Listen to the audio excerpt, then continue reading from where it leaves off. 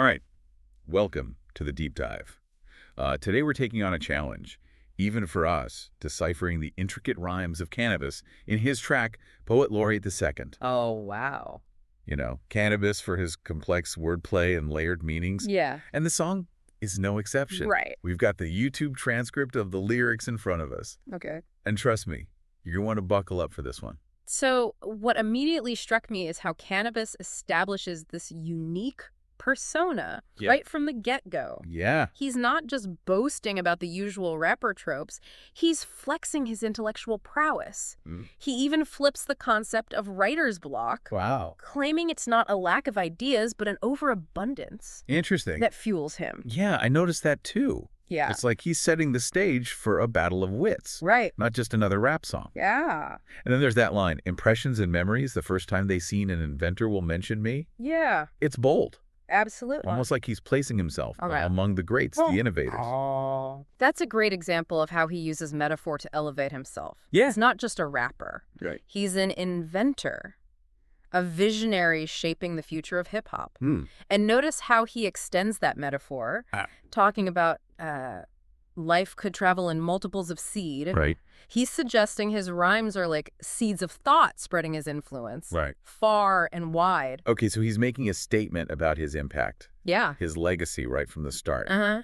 But then he brings up LL Cool J, Yeah. comparing their styles, Right. but adding Stephen J. Gould was cooler. What's he getting at there? That's where the layers start to unfold. Okay. He's actually referencing Stephen J. Gould, the evolutionary biologist. Wow. It's a subtle way of aligning himself with intellectual pursuits, Right. distinguishing himself from mainstream trends. Okay, so it's not just a name drop. Right. It's a carefully chosen reference Exactly. that adds another dimension to his persona. Yeah. Right. It seems like every line has a hidden meaning. Yeah. A deeper connection waiting to be uncovered. Exactly. And he doesn't shy away from challenging the listener. Right. There's a line where he says, "Couldn't understand what I mean by ill unless you try to translate what I print." It's a direct challenge, inviting us to engage with his lyrics actively. So he's not just rapping. Right. He's creating lyrical puzzles, as you call them. Yeah. He wants us to work for it, Yes. to decipher the code embedded in his rhymes. Yeah.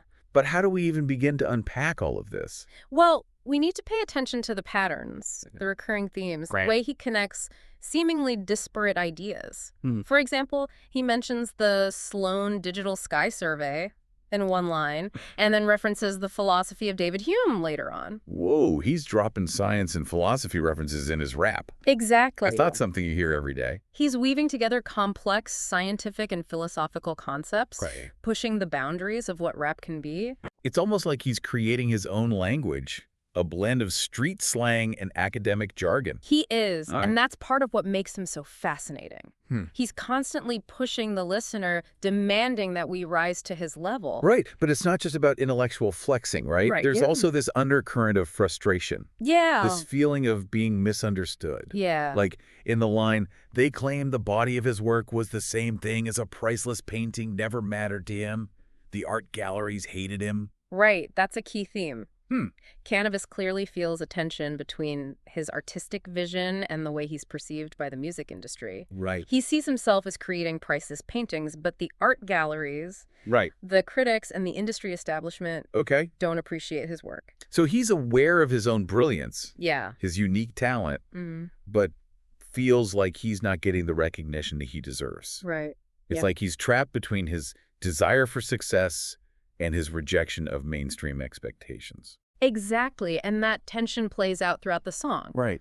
On one hand, he's boasting about his lyrical skills, saying, "Lyrically, I took rap music and turned the knob to the right full throttle." Right. But on the other hand, he's lamenting his lack of mainstream success, rapping about being banned from the Hip Hop Hall of Fame for 2 bars. It's a complex dynamic. Yeah. And it seems like a lot of artists can probably relate to that feeling. Right. Of being misunderstood or underappreciated, even if they're not expressing it in such a complex way. Yeah. What do you think as someone who studies creative expression? You're absolutely right. The desire for recognition and the struggle for creative freedom are universal themes. Yeah. And Canibus embodies them in a particularly raw and unapologetic way. So how do we reconcile these seemingly contradictory impulses, the desire for recognition versus the rejection of mainstream norms? Well, I think it's important to remember that Canibus isn't just seeking fame for fame's sake. He wants to be recognized for his unique talent, for his intellectual depth, for his ability to push the boundaries of hip-hop. He's not willing to compromise his artistic vision to achieve that recognition, which might be why he feels at odds with the industry. It's a classic dilemma for artists, isn't it? Yeah. To stay true to yourself while also seeking validation from the world. And it seems like Canibus is leaning hard into the stay true to yourself side of that equation. Absolutely. And that's what makes him such a compelling figure. He's not afraid to be different. He's not afraid to challenge the status quo. And he's not afraid to demand more from his listeners. He's definitely not your average rapper. No. I think we're just scratching the surface of what's going on in Poet Laureate, too. Yeah, absolutely. There's so much more to unpack, so many layers to peel back. Exactly. This is a song that demands multiple listens. Careful analysis, and a willingness to engage with its complexities. It's not background music, it's an intellectual and artistic challenge. It's a deep dive for sure. And we're just getting started. We're back. And we're still trying to wrap our heads around the lyrical density of Canibus and Poet Laureate, though. Yeah. You know, one thing that keeps popping up for me is this idea of him being misunderstood. It's more than just feeling unappreciated. It's like he's wrestling with the limitations of language itself. That's a really insightful observation. You can see it in lines like, academic phonetics render critics tongue-tied. And to personify dry humor of cum loudly alumni. He's twisting language, bending it to his will, but also acknowledging that words can only go so far. And that seems to tie in with the idea of his lyrics as puzzles. Exactly. He's not giving us all the pieces. He wants us to fill in the gaps to work for the meaning. So it's not passive listening. It's an intellectual workout. Yeah. But what happens when you try to solve the puzzle? And you still feel lost. Yeah. There's got to be a point where the complexity becomes alienating, right? That's the inherent tension in his work. He wants to be understood. But he's not going to compromise his vision to make it easier for the listener. It's a high-risk, high-reward approach. You mentioned earlier how Canibus uses complex scientific and philosophical references. Yes. Is that part of the puzzle, too? Like, do we need a PhD in astrophysics to get Canibus? Well, it certainly helps to have a broad knowledge base when tackling his lyrics. But I think the key is not necessarily understanding every single reference, but rather grasping the overall concepts he's trying to convey. Can you give us an example? Like, how do those references to the Sloan Digital Sky Survey and the philosophy of David Hume actually play into the song's meaning? The Sloan Digital Sky Survey, for instance, is all about mapping the universe, understanding its vastness and complexity that connects to Canibus's own sense of scale. He sees his work as similarly expansive, containing multitudes. So it's not just about name-dropping to sound smart. It's about using these references to illuminate larger themes. Precisely. And then with David Hume, a philosopher known for questioning the limits of human knowledge. Well, that ties into Canibus's exploration of language and its limitations. He's acknowledging that there are things we can't fully express or comprehend. But that doesn't mean we stop searching for meaning. That's really interesting. So even if we don't fully grasp the specific references, we can still appreciate how they contribute to the overall intellectual framework of the song. And that's where the real reward lies. In wrestling with these complex ideas, making those connections, and expanding our understanding of what hip-hop can be. You said earlier that Canibus is sometimes referred to as a rapper's rapper. What does that mean exactly? It means that he's someone who's deeply respected by other rappers. Or his technical skill.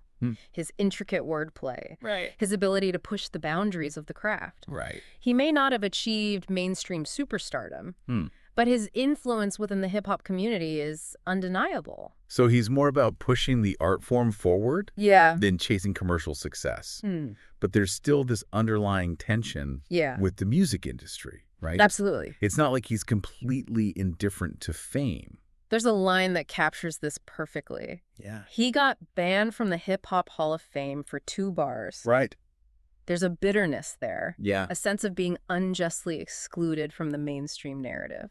Yeah, that line really stuck out to me too. Yeah. It's like he's simultaneously acknowledging and rejecting the power structures of the music industry.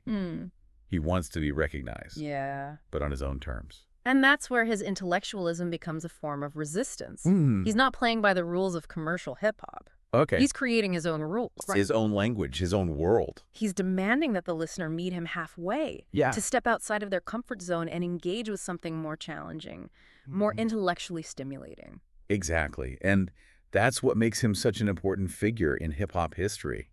He's challenging our preconceptions of what this genre can be. Right. What it can say, how it can make us think. Okay, I want to circle back to something you said earlier. Okay. About Canibus wanting to be understood, but not compromising his vision. Yeah. There's a line that really jumped out at me. Dialysis and analyses are bad lump. Sometimes they say things I myself can't believe my lyrical is so skillfully elliptical.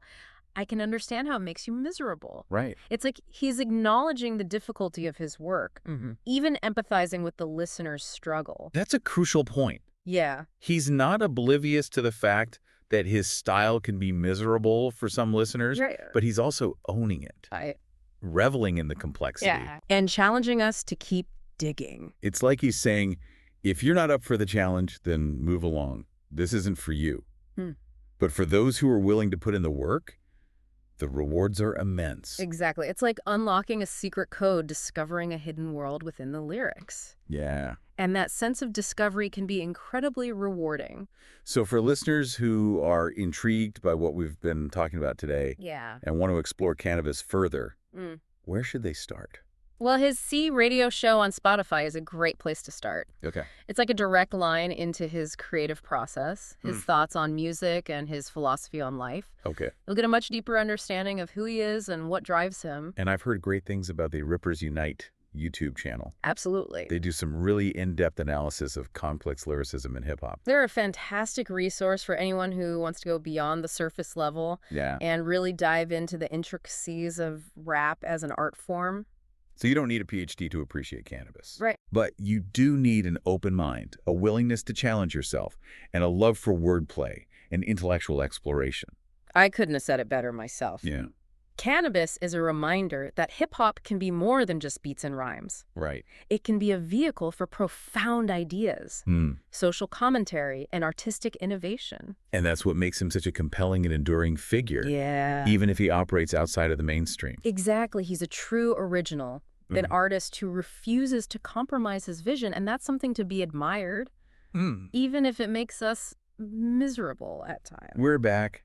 And, you know, after spending all this time unpacking Poet Laureate II, I'm struck by how Canibus manages to weave so many different ideas and themes into one song. It's like a tapestry with all these intricate threads connecting to form a larger picture. That's a great analogy, and one of those threads that I find particularly intriguing is the way he positions himself as a kind of millennial man bridging the gap between generations. You see it in lines like, spitting scientific practice. The 17th century began trying to escape the wicked empire, Def Jam. Yeah. It's like he's connecting his own lyrical style to these historical movements, drawing parallels between scientific progress and artistic evolution. It speaks to his belief that true artistry transcends time and trends. Right. He's not bound by the conventions of any particular era. He's tapping into something deeper, something universal. And it makes me think about that line we discussed earlier about the art galleries hating him. It's not just about rejection from the industry. Right. It's about a clash of values. He's operating on a different wavelength entirely, one that prioritizes intellectual exploration and artistic integrity over commercial appeal. Exactly. He's challenging the very definition of what hip-hop can be. Right. Pushing it beyond the realm of pure entertainment and into the realm of high art. But isn't there a risk that this kind of complexity can alienate listeners? It's one thing to appreciate wordplay, but it's another thing to feel like you need a dictionary and a philosophy textbook just to understand what he's saying. That's the dilemma, isn't it? Yeah. How do you create art that is both challenging and accessible? Right. Canibus, I think, has made a conscious choice to prioritize depth over breadth. He's not trying to please everyone. He's speaking to a select audience, those who are willing to meet him on his intellectual level. And those who do are rewarded with a truly unique and enriching listening experience. It's like unlocking a secret code, discovering hidden layers of meaning with each listen. Precisely. It's not passive listening, it's active engagement. You have to work for it. You have to think, you have to be willing to be challenged, and that's what makes Canibus so compelling. He's not just making music, he's sparking a conversation. He's pushing us to expand our understanding of what hip-hop can be. So after spending all this time dissecting Poet Laureate II, what's the one thing you want our listeners to take away from this deep dive? I think it's this.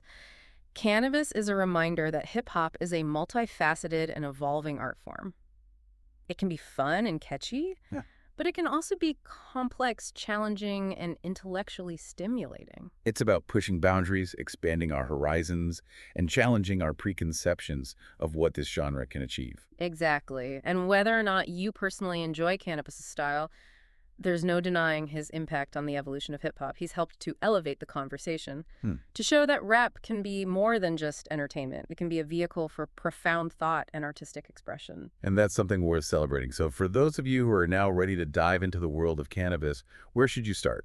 Well, as we mentioned earlier, his C Radio show on Spotify is a great place to get a glimpse into his creative process and his philosophy on music. And don't forget the Rippers Unite YouTube channel for some fantastic deep dives into complex lyricism in hip-hop. Absolutely. There's a whole community of listeners out there who appreciate this kind of intricate wordplay. You're not alone. So to wrap things up, we'll leave you with this thought. Can complexity in hip-hop be a barrier to entry? Or is it essential for pushing the art form forward? It's a question worth pondering as you delve deeper into the lyrical labyrinth of Canibus. Well said. And on that note, we'll leave you to continue exploring the world of complex lyricism. Thanks for joining us on this deep dive. Until next time, keep digging.